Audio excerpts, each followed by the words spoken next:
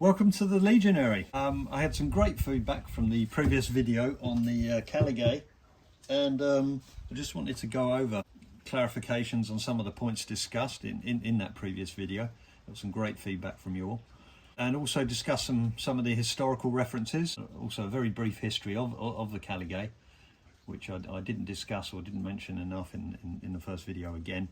And then we'll end up with some Q&A. So I had some questions from some of you, which I shall endeavour to answer, and hopefully I'll get the answers right.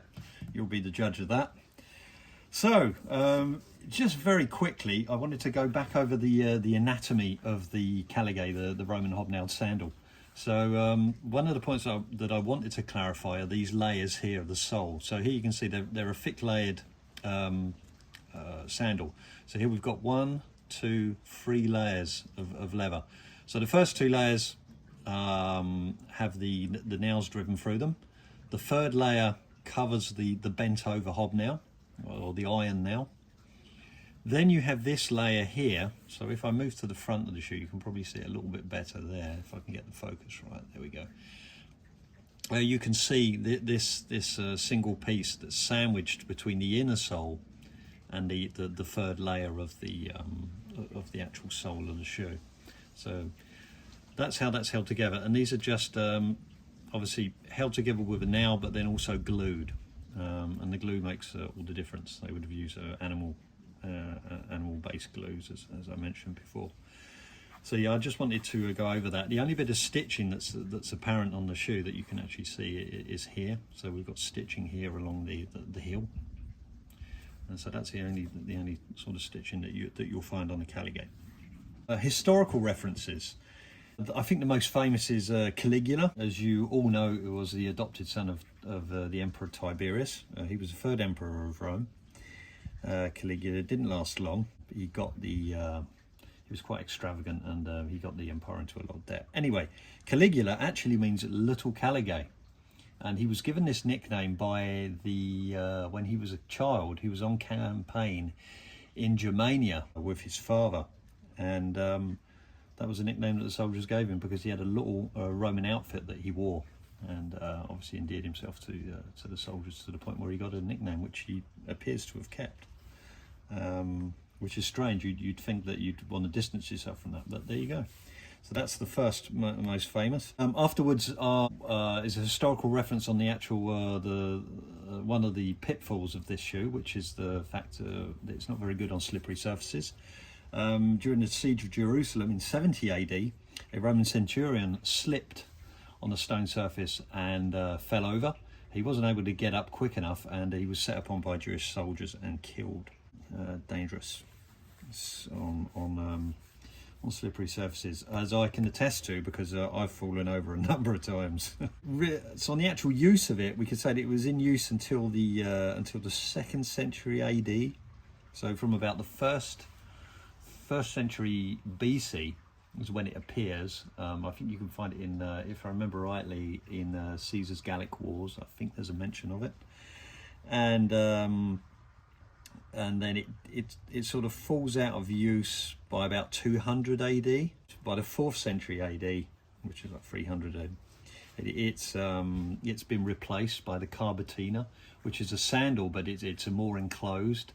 So we'll get to that anyway in a minute. I'll circle back onto that point. The last sort of historical reference is a lot more recent, which is that a carbatina enclosed sandal, Roman sandal, was found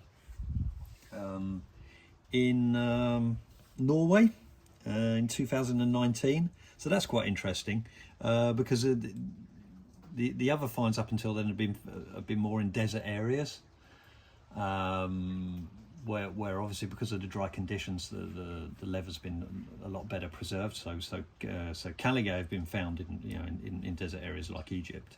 But this is interesting because this one was the carbatina that was found in Norway was discovered in the ice. Obviously with global warming, ice is melting, and we're making more and more sort of archaeological finds of that nature. So yeah, that's it's interesting to see the replacement of the Caligae appear like that as far so far north. It's not that surprising because the Romans were great traders, as we know, so they produced, you know, they had great goods, and these goods and these style and fashion also travelled very, very far. Obviously, fashion is a thing, and if the product is good quality as well, then it sells better and it travels further. Getting to the Q&A, how do these compare to modern military boots was a question. So how do they compare? Well, they're heavy. They would have cost a lot in the period because of the iron nails, and there would have been some fairly I should imagine there's some fairly big military contracts, unless these were entirely paid for made and paid for by the state. I doubt it. These would have gone out to the numerous businessmen of Rome who would have been only too happy to snap up a military contract and make these.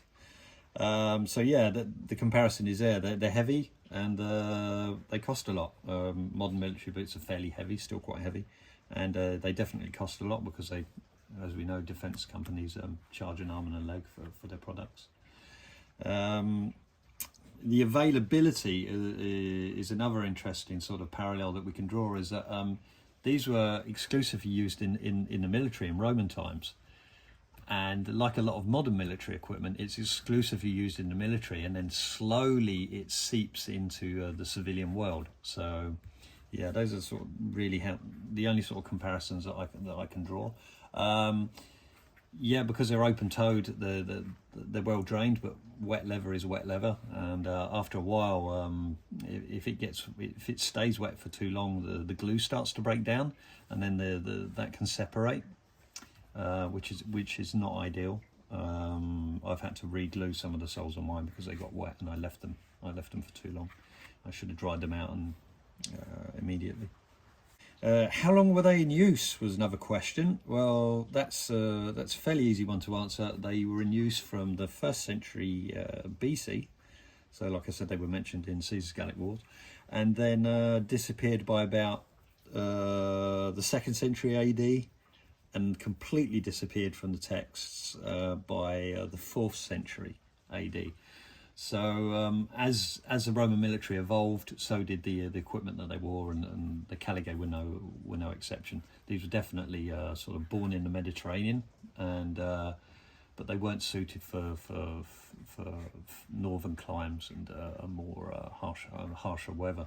So obviously the Romans were quickly adapted to the different climates that they encountered, and adopted the footwear that they found in the countries that they conquered also. So there you go. That was it. Just some clarification. I wanted to be quick and answer your questions. And yeah, thank you for the questions. Thank you for your feedback and the popularity of the video, which is great. Please subscribe. Please hit the like button, because that does make a difference. The more people that like the videos and the more people that share them, the better it is, and this will enable me to make more videos for you guys. And it's something I really like doing. So yeah, thanks for watching. I'll get back to you with another video as soon as I can.